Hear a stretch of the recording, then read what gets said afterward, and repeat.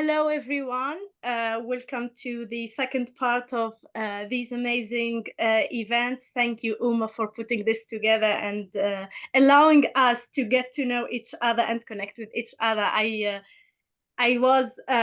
attended some of the sessions last weekend and I really enjoyed them. So thank you for that. So my name is Rabeb. I am a product consultant. Uh, Last year, by the end of last year, I made the jump and I left the corporate world. I used to work as senior product manager at Microsoft to, try and experiment if I can make it on my own as self-employed. I love traveling. I value my flexibility, and I wanted more agency on my life. And it's been, I'm still in the unknown basically, and it's been such a wonderful journey. I'm learning so many things, but at the same time, I'm unlearning so many notions that used to make sense in the past, and now they just don't serve me anymore. And I'm like, just because it's in the mainstream doesn't mean we should embrace them. And today I want to talk about one of these notions actually that I am leaving behind. How many times have we all heard that, like, she's fearless, like fearless woman? I did the quick Google search, and this is some of the stuff that I found about fearlessness. I mean, I don't know. Did they really ask Beyonce if she has any fears? Maybe she's scared of cockroaches, or Marie Curie. I don't know. She's a fearless woman. Is she? Maybe she's scared of the dark. I'm sure. I don't think anyone did go to these women and ask them if they have any fears. But for the longest time, fearless is a positive thing. We attribute and characterize women. It's an inspiration. Like, I myself used, I'm fearless, or like, I want to be fearless. I'm gonna be fearless and I'm gonna do this thing. And even little girls, I don't know if you ever heard a cute little girl doing like manifestation. I'm powerful, I'm beautiful, I'm fearless. So there is this like whole notion of being fearless. Um, Funny enough, it's only for women. I've never heard anyone talking about a man and saying, oh, this man is fearless, or, 10 fearless men who changed the world. There are so many amazing men in this world who did great things, and they would be, like, labeled so many things. I've never, honestly, if you ever heard, let me know. But I've never heard anyone saying a man is fearless. And it's almost like, for a woman to achieve anything, she must have like some supernatural and humane, capacities. She has no fears. She's fearless. That's the only way. And, and while it's still a positive thing, I'm not saying, oh, like, if someone is calling me fearless, I'm gonna be offended. I'm still gonna take it as a compliment, as we usually do. But I think it comes with a lot of pressure. This notion of fearless, it adds like another layer of pressure. Women, we are so good at putting so many layers of pressures on ourselves already, and then you add this thing that, oh, I should be fearless, I should have no fears at all. That's the only way. And I think it's just unfair, because fear is a natural human emotion, like anger, like happiness, like sadness.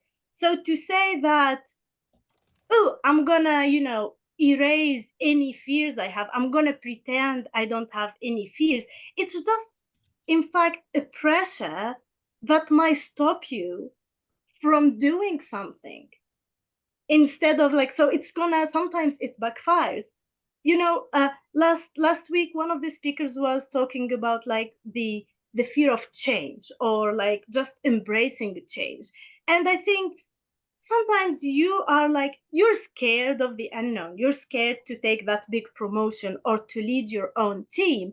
But because of this like notion of, oh, I should be fearless, very few of us would say, I'm actually scared of the unknown, I'm scared of the new responsibility. It would be something more like, oh, I don't think I'm ready. oh, like it's just not the right time in my life between family and juggling all these things. I'm not ready, which probably you are ready, but you are scared. But we don't, it's that denial state that really stop us. Whether it's, the next promotion, whether you are someone who wants to lead a team, or even the opposite. So many people just like are happy to be individual contributors. I think I don't know what's the future gonna bring for me, but I think my happy path is to be self-employed, and I think Uma, in a way, also found that's the happy path for her.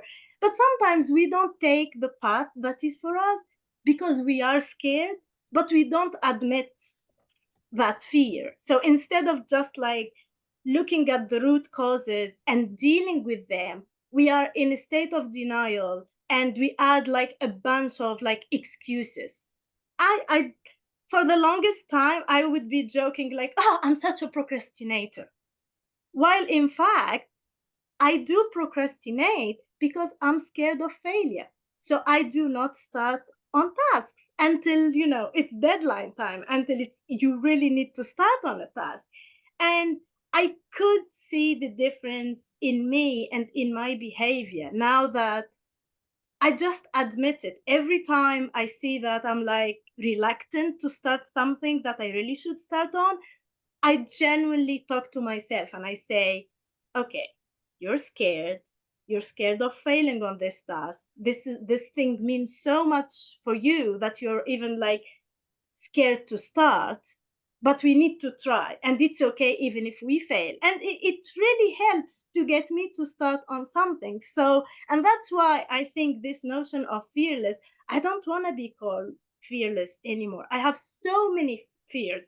And it's again that pressure of like, I don't know how to ride the bike. Uma, I was the one who said I don't know how to ride the bike last week.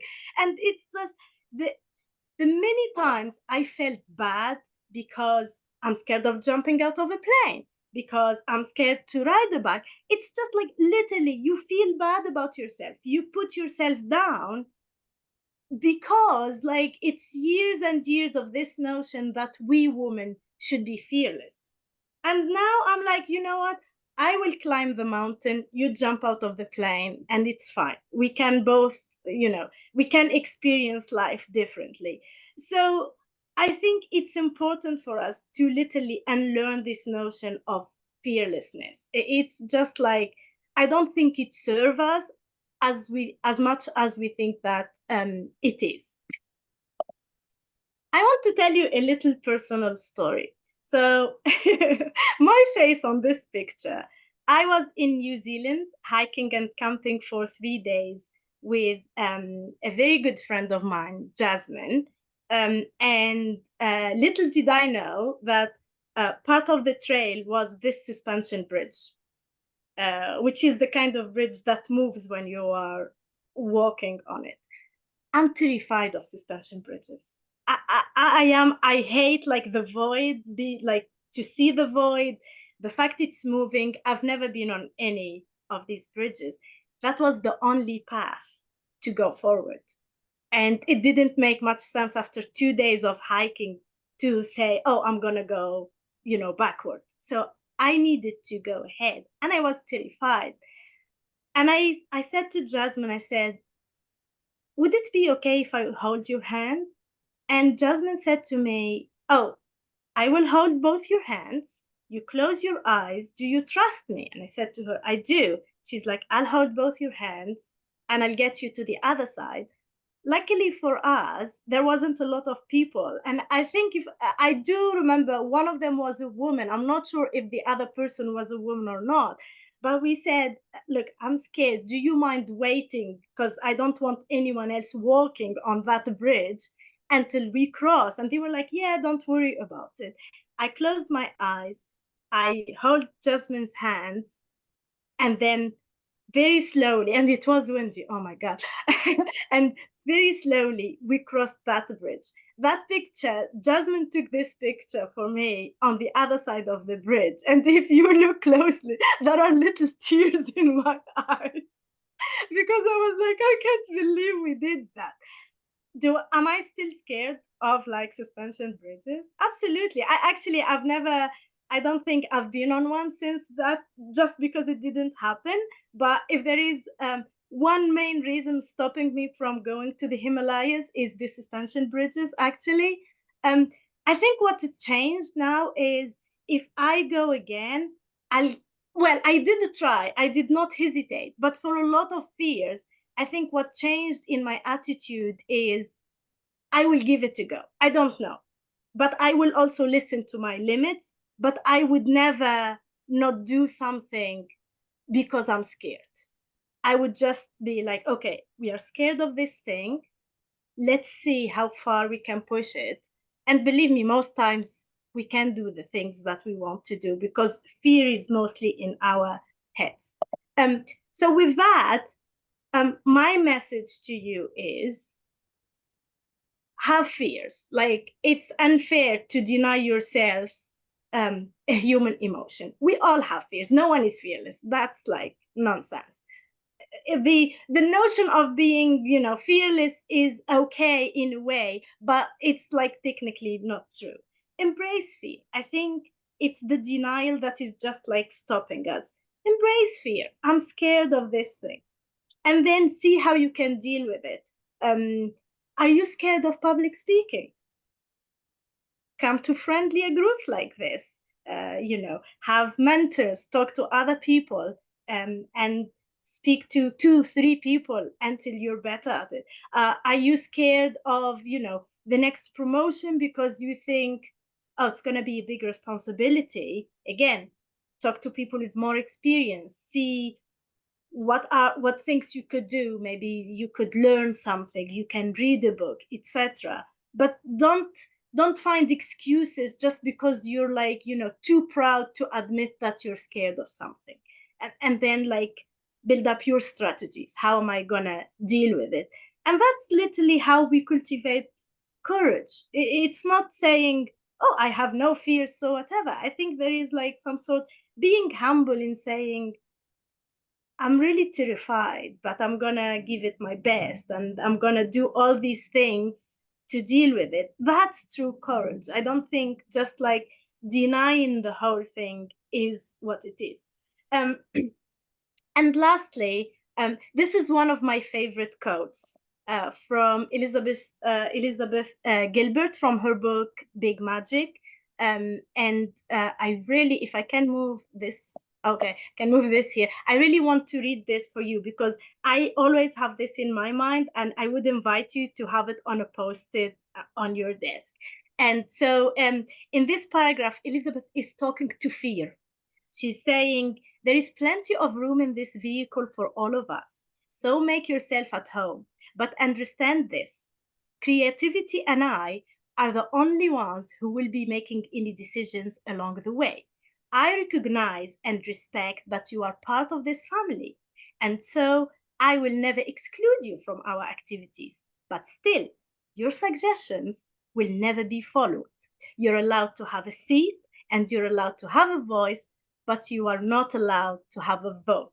So make sure that you have your fear, but you put it in the back seat and never let it drive. Thank you.